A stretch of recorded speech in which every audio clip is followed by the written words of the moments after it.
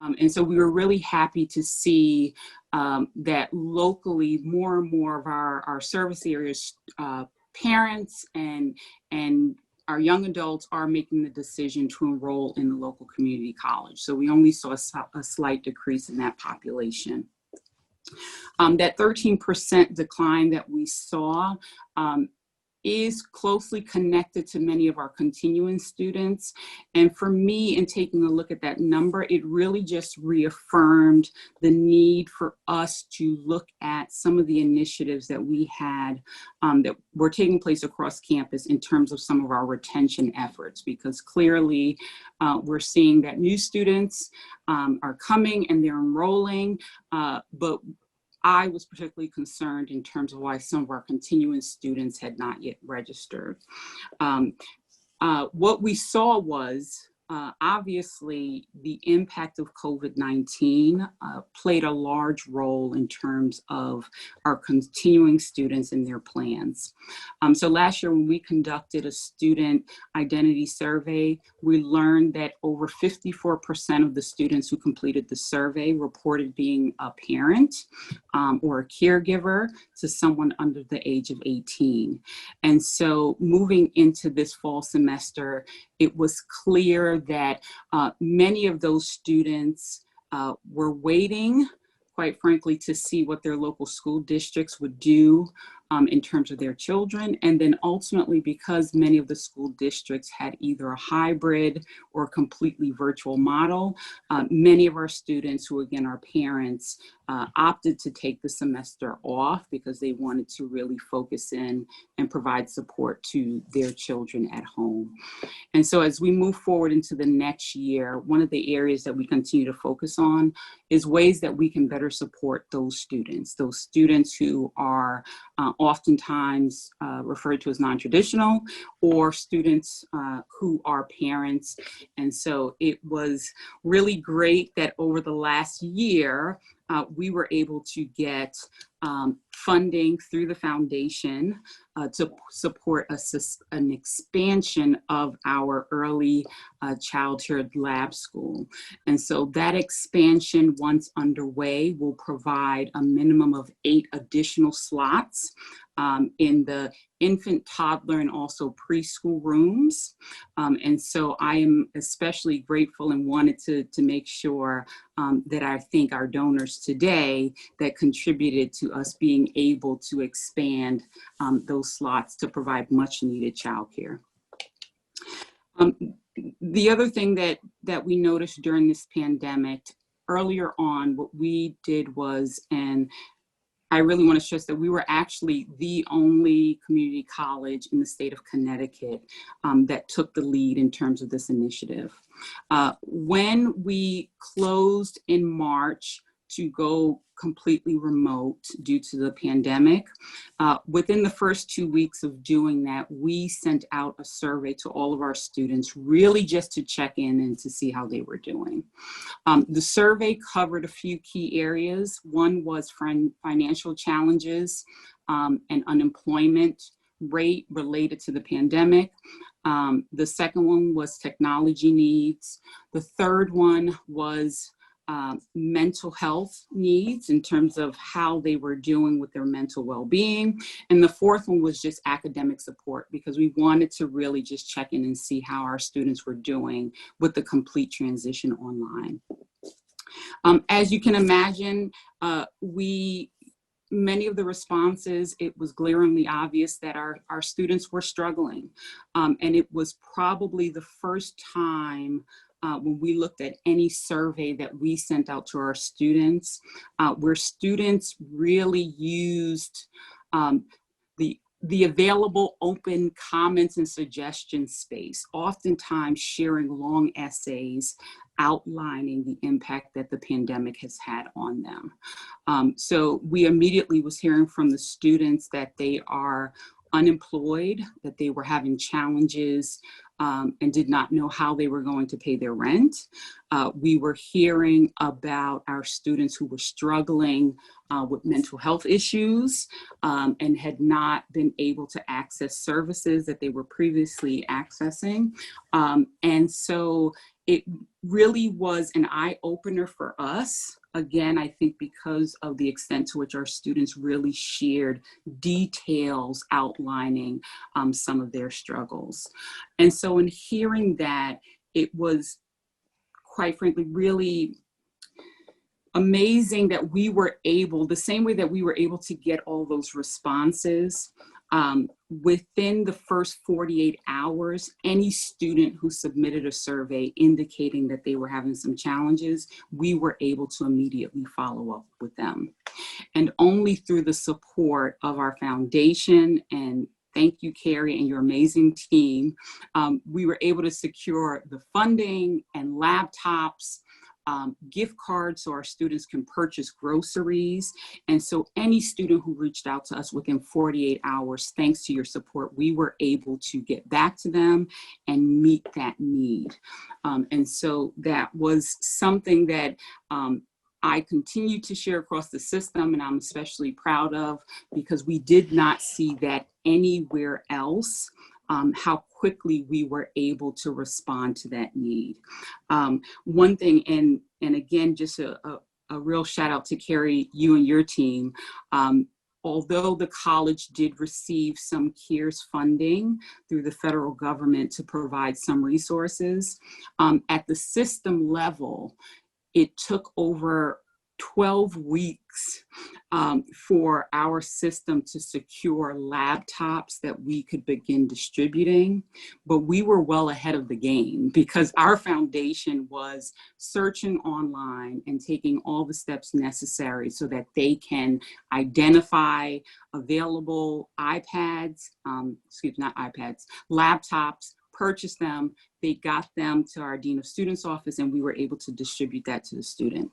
And so I tout that as really an amazing success for us, and I'd even say for the system, because of how quickly we were able to respond to those needs.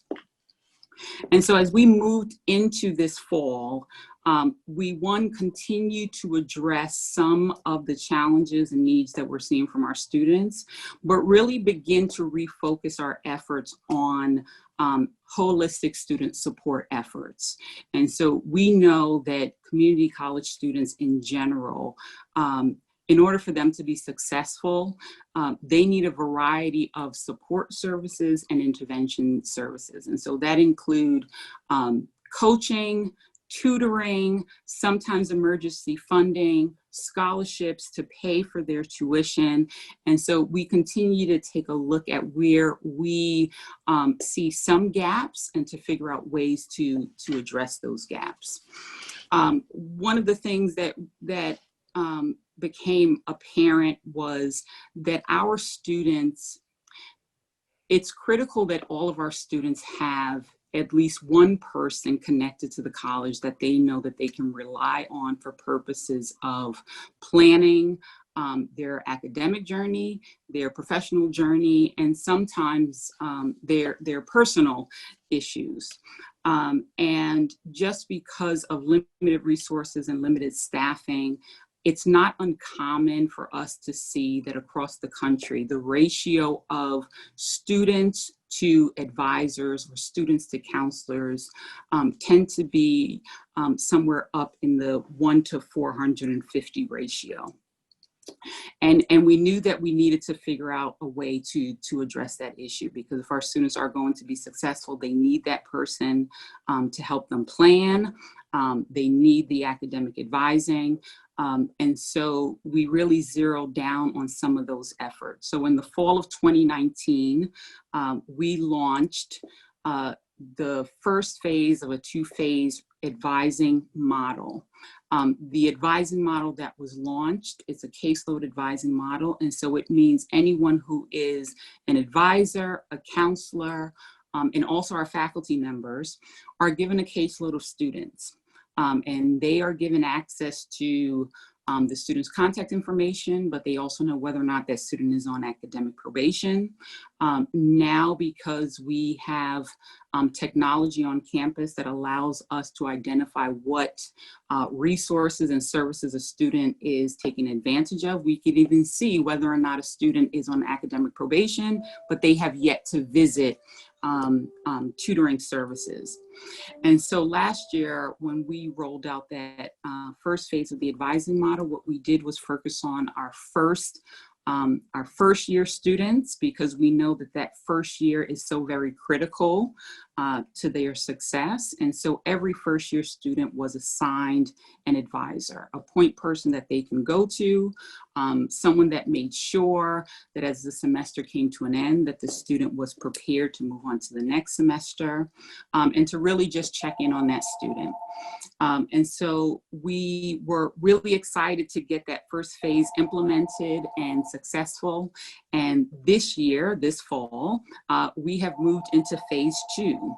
And so now that means we are in the process of ensuring that not only our first year students, but all of our students has an advisor assigned to them. And so the last couple of weeks, that's what we have been continuing to put in place. And so I'm really excited to share this update because at this point, we are now the second of all of the 12 community colleges to roll out such an initiative. The other one being Naugatuck Valley.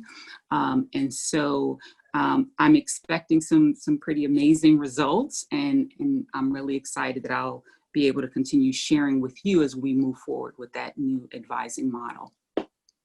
The other thing that we are rolling out this year is a new student success initiative with a focus on our male students of color. Over the last 5 years, so we are now going into our 5th year of a Title V grant. So many of you may be aware that NCC received a $2.3 million federal grant to really redesign our student support services because we are designated as a Hispanic serving institution. And so over the last 4 years, we have rolled out what is referred to as a SOAR model. So it really covers our student orientation, advising, and registration processes to make sure that our most vulnerable students really get as much attention that they need during the process. And so we're now going into our 5th year. We're taking a look at some of the data that we've received over the last 4 years. And one of the things that was glaringly obvious was, despite the fact that it was a Hispanic serving institution grant, one of the areas where we were not as ambitious as I would like us to be was really in terms of the targeted intervention. So there's quite a bit of research out there that really speaks to the specialized support that our Hispanic, Latinx, Black, and African American students need. And in taking some of that data and what we're seeing in terms of their success rate, we are building a model for those students because we see the disparities in terms of their achievement. And it's obvious, quite frankly, after their first semester at Norwalk, their second semester, and then we also see it in terms of the disparities as it relates to the graduation rate. And so this next month, on the 6th of November, we are hosting with our foundation a community-wide event. It is an equity data walk that will really allow not only educators at the college, but also in the K-12 space, and many of our community partners who are also doing this work, to really take a look at some of that data as it relates to that equity gap with this population, and figure out some additional initiatives that we need to put in place, and not just initiatives at the college, but also in our K-12 schools, and to see if there are areas where we can partner with some of our community organizations to really make some movement in terms of some of the disparities that we're seeing. So I'm really excited in the direction that we are heading, because I think it has been now a little over 5 years where consistently at the college we see that gap and we see it growing. We know that this population, not only do we see the achievement gap in the educational context, but when we saw that gap as it relates to the mental health crisis during the pandemic, the digital divide and the technology challenges that some of these student populations are having, we knew that it was our responsibility to address it and to really make it a top priority. So I'm really excited for the year ahead, and happy with some of the movement that we have already made over the last year. So I will stop there and take any of your questions. Cheryl, actually, thank you so much. I think we're going to save questions until the end and we will combine them. But if you have questions, please note them in the chat box. We are tracking them and we will be compiling all of them so that we can answer your questions following the PowerPoint presentation that I will be doing. Great. So we will be screen sharing now a PowerPoint presentation. So you'll see me in a little box and you should be seeing slides momentarily. And I'll start talking as we're queuing those up. So at the NCC Foundation last year, we invested $3.4 million in support for Norwalk Community College. This included more than $1.8 million in scholarship awards to students and over $1 million in programmatic support to advance the college. Foundation scholarships make obtaining a degree possible for so many of our students. We hear a lot about the skyrocketing costs of public and private tuition across the country. The NCC annual tuition is $4,546. It sounds like a bargain, and it is, but it is still simply too much for many of our students. And when we surveyed high-performing students, 4 of the 5 most challenging barriers to academic success involved financial or work-related issues. So we know that foundation scholarships and our funded programs make a difference for NCC students. And in the slides that follow, I'd like to put both faces to scholarship recipients and share impact results with you that we have learned. So now I'd like to share with you some of the scholarship students, 4 of them, telling you a little bit about what the scholarships have meant to them. We will start with Jersey Escobar.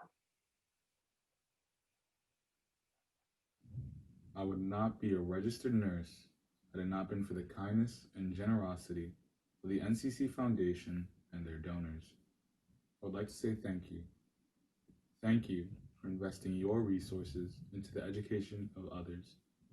Thank you for helping me be an example of growth and resilience. Thank you for giving me the opportunity to help my community. And thank you for believing in me. Hello everyone, my name is Jersey Esquivel. I am from South America, Peru, and I am a hospitality management and business student. Because of you, I can share my love and passion for my education. Because of the generosity of the scholarship donors, I can be able to become more involved in NCC and I can focus more in my classes. Because of you, I can finish college. Thank you very much, and thank you for believing in me. Hello, my name is Juan Ruiz, and I am a DREAM Scholarship recipient. I graduated NCC in 2019, and then I transferred to Western Connecticut State University. I just want to take this opportunity to show my appreciation for all of the donors of this amazing program. It is with your help that I have been able to continue to pursue a bachelor's degree. I am very thankful for all of your support, and I hope that you will be able to continue to support this organization for future students as well. Thank you so much and have a great day. Hello, my name is Hannah Stasko. I wanted to say a quick thank you to the Norwalk Community College Foundation, not only for the money that they provided me, but also for the support they've given me. Through the foundation, I realized that people really are in our corner and are hoping we can succeed. And I just so appreciate the tools they've given us to further my education and my development as a person. Thank you. Thank you so much. So those are just 4 of our 465 scholarship students. The need for scholarships continues to increase, and you can see from the slide that is showing that scholarship awards have grown dramatically over the past 5 years, with a 37% increase in spending. Last year, we awarded 465 scholarships. We carefully vet each application, and we are committed to awarding scholarships for students who are dedicated to their studies and have shown the academic aptitude to complete the work. We also believe in supporting high-achieving students even beyond NCC so they can reach their goal of earning a bachelor's degree.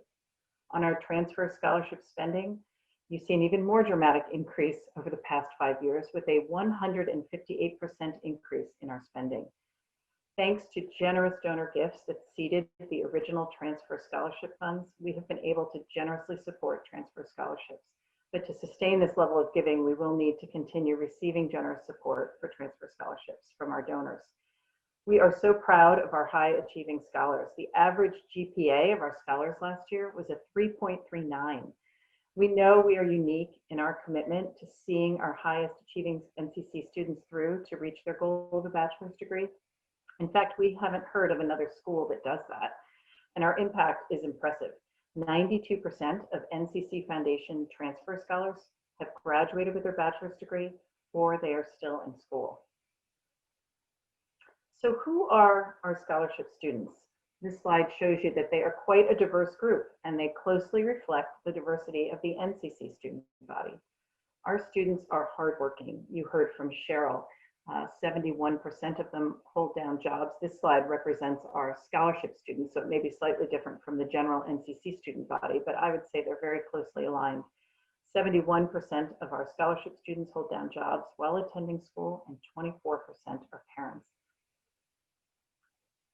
In the next slide, you'll see that beyond the faces and the kind of demographic data about the scholarship students, how does that translate into success and impact? This represents the graduation rates. I'd like to share with you the difference that a scholarship makes in graduation rates. We compared the 3-year graduation rates for high-performing NCC students with a GPA of 2.8 or better who weren't receiving a scholarship with the graduation rates of students, similar students with a GPA of 2.8 or better who were receiving a scholarship. We found that the 3-year graduation rate for scholarship students was 62%. Compared to 29% for their counterparts, high-performing students who did not receive a scholarship. And then when you further compare it to the general NCC population, it's even more striking to see, unfortunately, the general population 3-year graduation rate at 14%. So in addition to graduating double the rate of their peers in 3 years, our graduating scholarship students had an average GPA of 3.02, quite a group of high achievers. A scholarship clearly provides a boost, and we are proud of this impact that we are having on the lives of our students. Our research on student success indicates that helping students to reach their goals is more complicated than awarding scholarships and expecting increased graduation rates. Because money alone won't necessarily get our students to the finish line of graduation, we supplement some of our scholarships with individualized services designed to help students where they need it most. We have discovered that 2 sources of support most impact high-performing students: formal and informal advising and financial aid and scholarships. To help fill the formal-informal advising role, one of our scholarship programs includes one-on-one sessions with a coach. Last year, we provided over 1,100 individualized coaching and mentoring sessions to students. Coached students include our scholarship students in the GPA range of 2.8 to 3.4, and students in our Unique Path program, which takes students who show academic ability but need extra support and provides them with one-on-one coaching, peer connection, and workshops throughout the academic year. Many people often ask, what's the difference between a coach and a mentor? Well, the NCC Foundation coaches are master's level counselors with a background in higher education counseling or school guidance counseling. They are paid by the foundation for their services, and they meet individually with students to develop tailored plans for short and long-term goal setting through inquiry into executive functioning skills, academic aptitude, and career goals. Coaching sessions include support related to life challenges, like how to navigate systems and time management. Mentors, on the other hand, are volunteers who are not professionally trained, but who serve as critical guides, listeners, and troubleshooters, checking in with students weekly over coffee or via a video chat to let them know that someone cares, someone believes in them, and wants them to succeed. In a survey from our coaches, we learned that nearly 75% of the coaching sessions had been devoted to managing life's challenges. 10% of those sessions were focused on navigating academic and social service systems, and 15% on time management skills.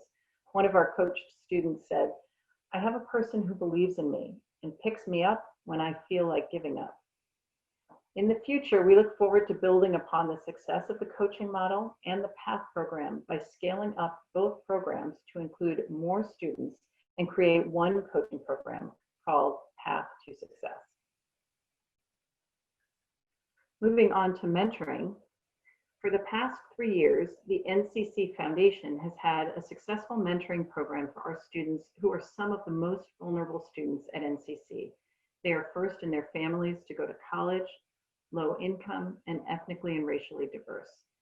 We recruited students to participate in a program designed to provide them with integrated support so they can achieve their fullest potential academically and become engaged in the NCC community.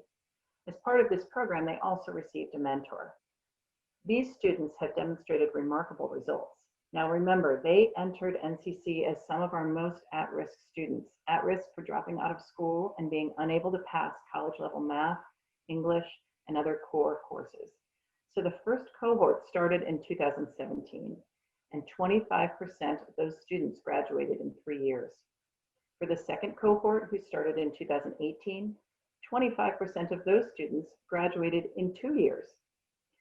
57% of those students became eligible for an NCC Foundation scholarship, which meant that they had a GPA of 2.8 or better.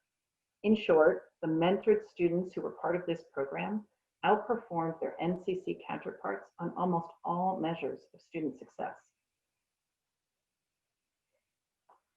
Moving on to the next slide, you have seen our scholarship dollars at work, and now I'd like to turn to the other side of our house. While more than half of our investment in Norwalk Community College is in scholarships, we are enthusiastically committed to supporting academic excellence, programmatic innovation, and student support services to ensure that students are receiving a top-notch education at NCC. This slide shows you the breakdown of where those funds go.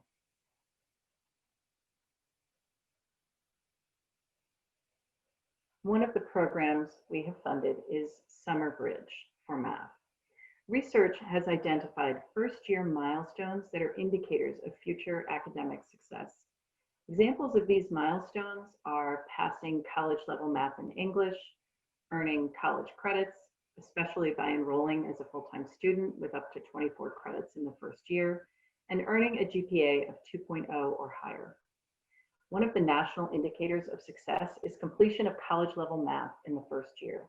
As many as 60% of incoming NCC students require remedial courses in math and English, and many haven't learned the organizational skills, self-discipline, or self-advocacy skills needed for academic success.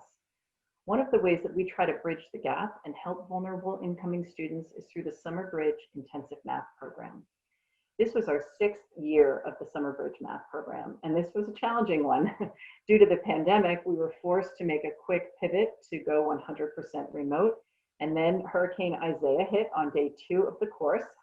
The hurricane caused power outages that lasted through day 6, and unfortunately, some of the students who lost power and missed those days never returned.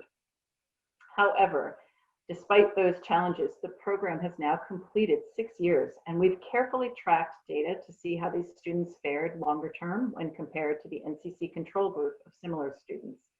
The good news here is that NCC Summer Bridge students have a higher rate of completing college-level math in their first year. They've earned more credits in their first year than their peers, and the 3-year graduation rate for the most recent graduates is triple the control group. 24% for Summer Bridge completers compared to 8% for the comparable group of NCC students.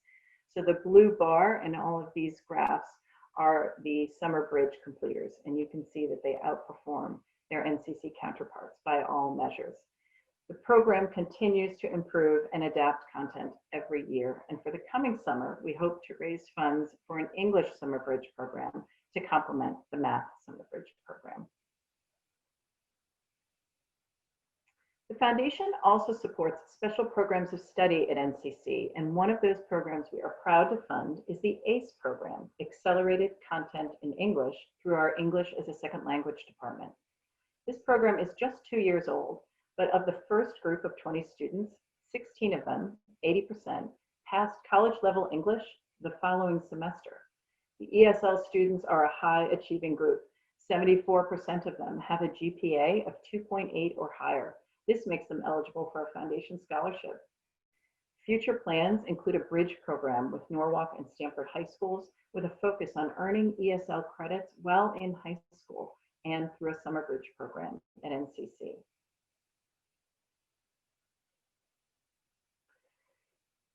I have to take a deep breath here. As you all, of course, know, unfortunately, the need for pandemic relief continues.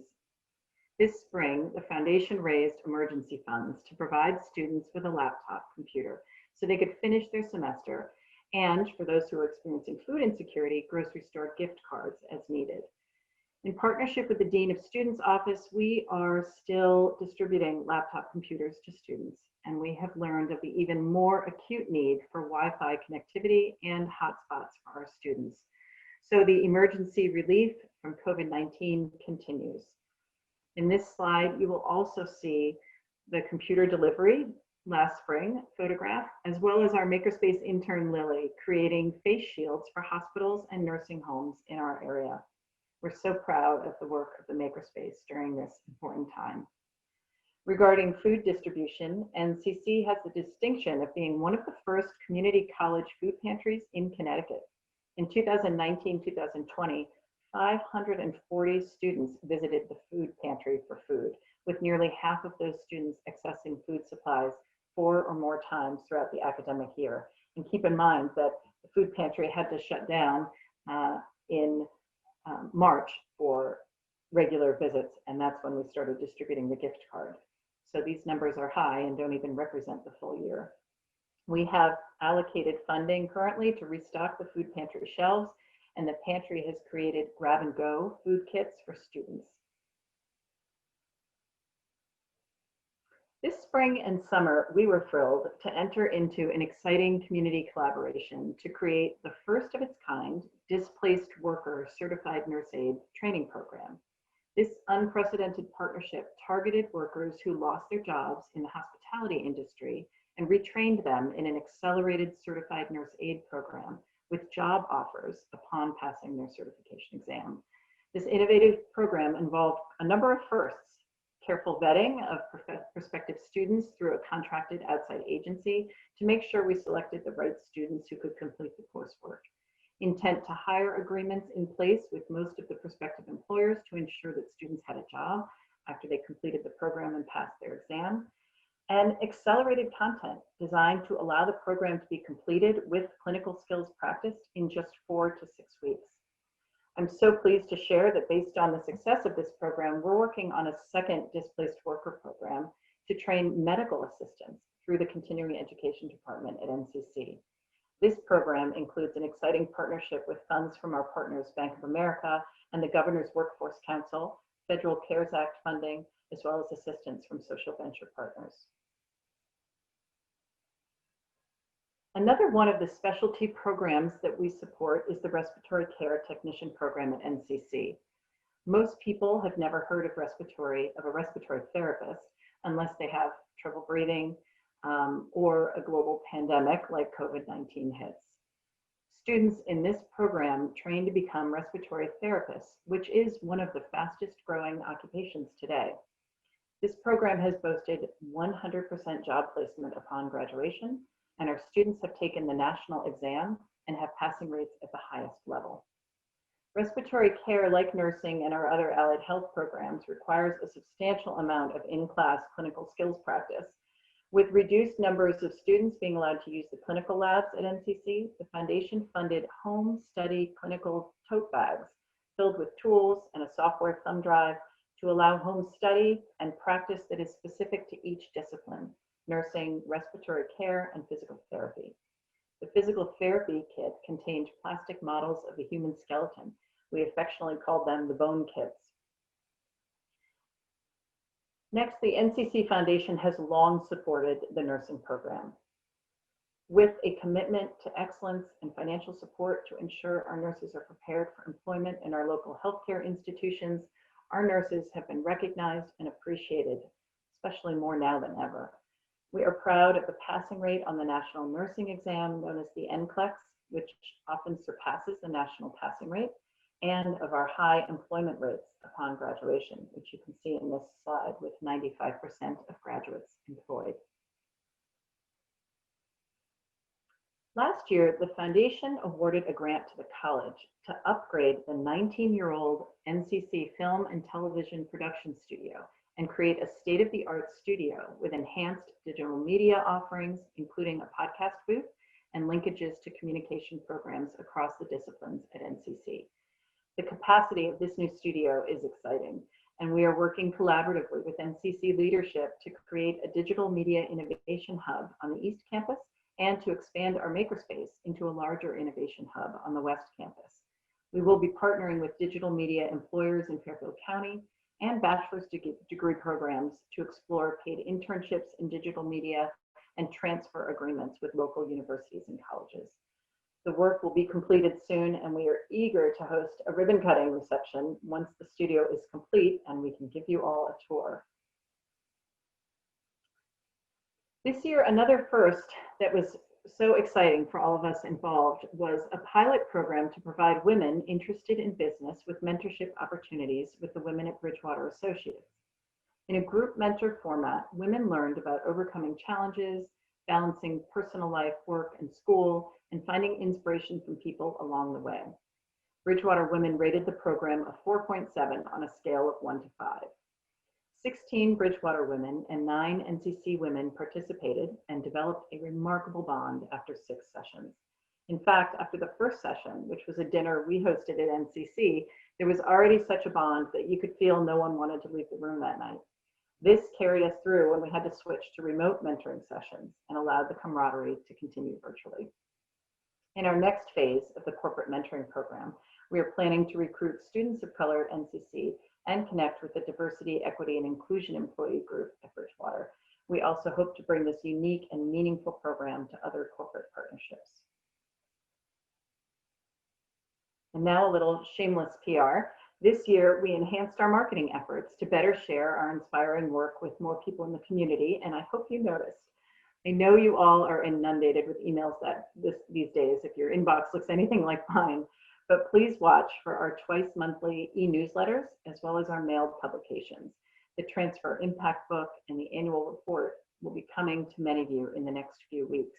And if you are not on our mailing list or emailing list and would like to receive our updates, please send a notice to me in the chat function with your mailing address and your email address, and we will be sure to add you to our list.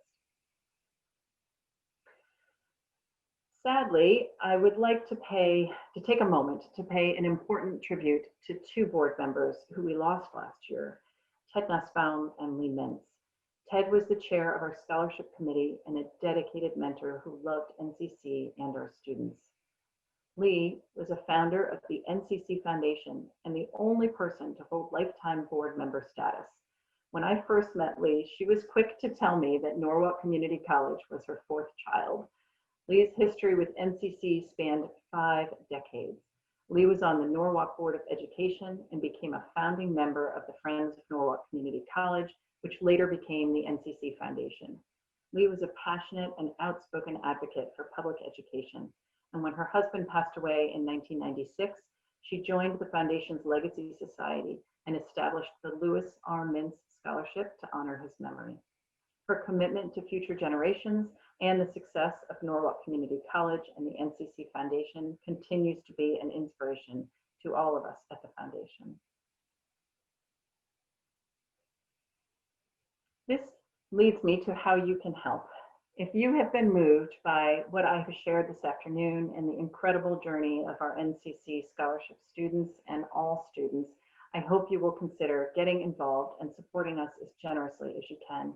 We do count on your generosity to fund all of our work, and it seems as if the changing times require our help more now than ever. In addition to your financial support, please consider becoming a mentor. It is a rewarding way to connect with our mission and help NCC students. I would also encourage you to keep your eye out for invitations to the virtual Equity Data Walk. This event is specially designed for those who are interested in furthering equity, diversity, and inclusion initiatives at NCC. And in the winter, we are planning to host a virtual lecture series, and I hope you will keep your eyes out for information by email and join us for that series. Thank you so much for joining us this afternoon. I hope you've been inspired by our work over the past year. Just by being here, you show us that you share our values and our commitment to promoting affordable, accessible, quality higher education for everyone in our community who hopes to reach a goal of a college degree. At this time, I would love to introduce to you the president of our board of directors, George Riley. He will say a few words while I review the questions in the chat function. Now is your time to put the questions in if you haven't done it yet. And then Cheryl and I will take a few minutes to answer some questions in the remaining time we have. George?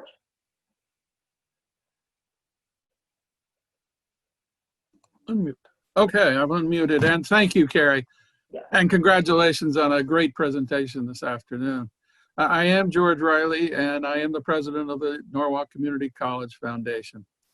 I do want to thank all of you on behalf of the foundation for joining us today. I'm delighted to see some familiar names in the crowd as I review the gallery, including the former long-term president of NCC and the new president of the Connecticut Community College, David Levinson. And I want to give a shout out and thanks to David for joining us this afternoon.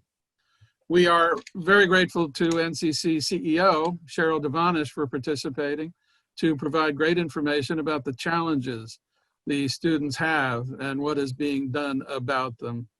That was terrific of you to join us, Cheryl. Thank you. I expect you could not help but be impressed with all that the foundation and the college itself has done to help NCC students help themselves in the past most unusual year. What the foundation has done could not have happened without your annual and special support. As Carrie said, we need that continuing support to ensure that the foundation continues to run as the well-oiled machine that it does today, with lean staffing, but professional execution of financial activities, writing grant proposals, communications, development, making hundreds of scholarship grants while pursuing the mission of the foundation to provide opportunities for our students to thrive in the workforce and to be prepared for continuing their education. We also rely on your support to replenish our funds used for many of our specialized scholarships, including transfers and special requirements such as the computers that arise each year for the wide array of students we serve. Please be assured that there is a strong board of directors overseeing this organization, setting policies, reviewing programs to be funded, and ensuring that scholarships are properly granted. We have more than 20 members of the board of directors of varied backgrounds whose talents and experience are brought to bear in exercising their responsibilities to the foundation. So I thank you again for your time, interest, and support. And I hope I've spent the right amount of time to turn you back now to Carrie for a few questions and answers. Thanks. Thank you, George. We do have some questions. The first one is for Cheryl. Cheryl, we have actually two questions that are requesting whether they'd like to know about the fall reopening and the fall operations, and if classes are virtual, in person, or both. And if you could basically explain what the status is this fall, that would be great.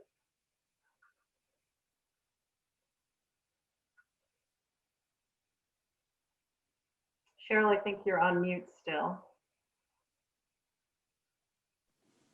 There we go. Thanks, Carrie.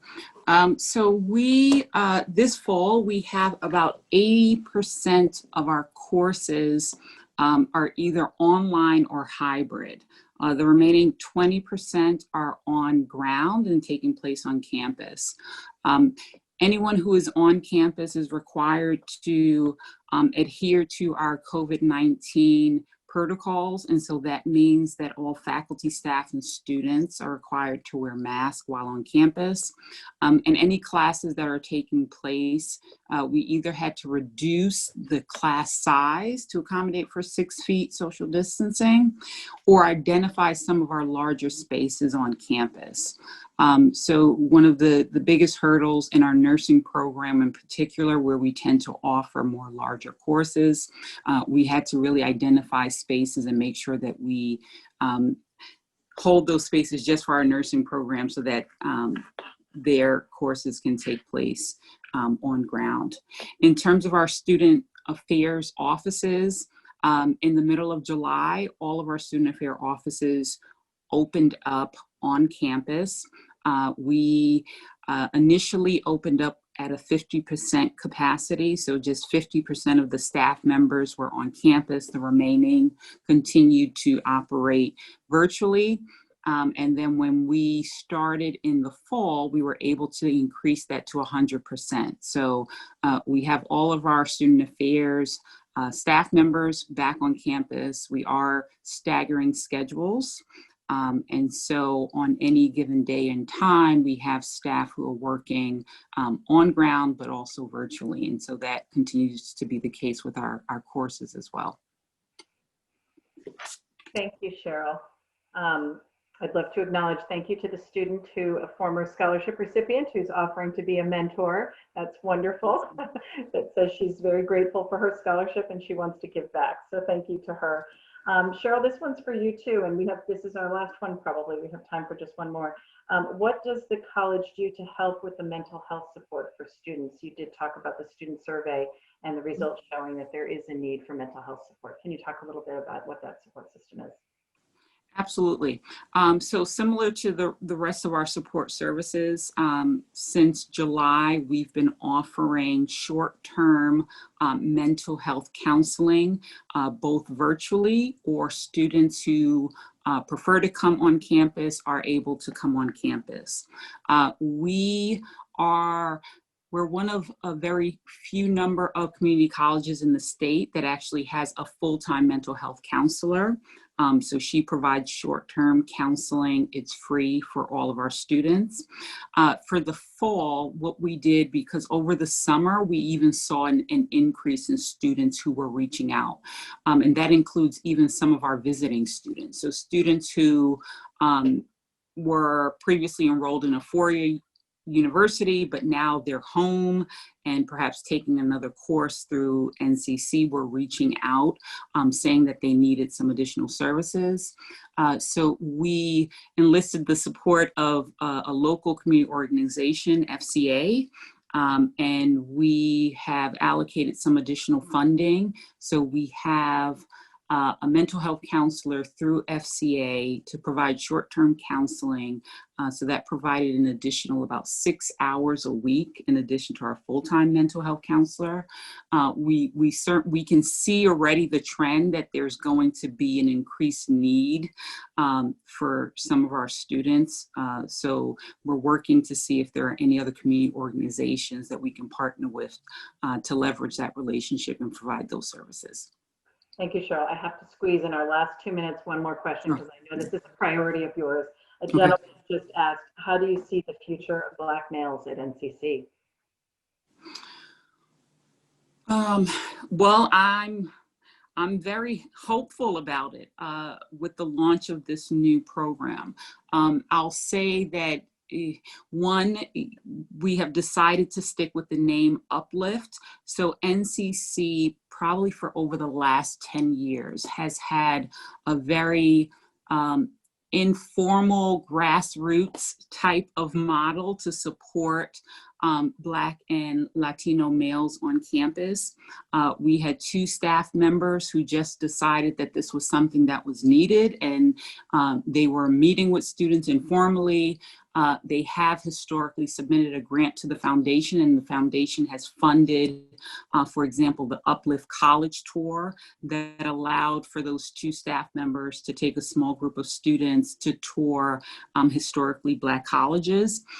So moving forward, what we're doing is really scaling up and institutionalizing that model to include things like college tours, academic support services in the area of math and English, looking at, Carrie, as you mentioned, an expansion of the summer bridge programs just for this population. We're hearing that there is a need for some programming in the area of self-advocacy for that population. So I'm hopeful, and I think the future is looking quite bright. Of course, it's going to require some additional funding to support building that model. We have already started identifying across the college other opportunities. So where we see we have other grants, for example, Perkins grants that provide funding for staff support. If there is an opportunity there to align the work that we're doing with Uplift with some of those other grants, we're doing that. And the last thing I would add is, so we are in the 5th year of our Title V grant, but we have already engaged with our evaluators to talk about seeking a subsequent Title V grant that would allow for some additional funding to build this Uplift model. So I think the future is bright for this population. I have been meeting and talking to other community organizations and the superintendent in Norwalk. And this model aligns with some of the work that she is already doing as well. So I'm very excited about it. Thank you, Cheryl. And thank you, everyone, so much for joining us and participating this afternoon. We really appreciate all of your input. I see that there are some additional questions that we didn't have time to get to. And I want to let you know that if you leave your name, we have your email address and we can answer your questions by email. Don't hesitate to reach out to either one of us, Cheryl or myself, if you have any follow-up questions. And please continue to stay in touch with us. Thank you so much, everyone. Thank you, Cheryl. Thank you, George. Thanks, everyone. Have a great Bye.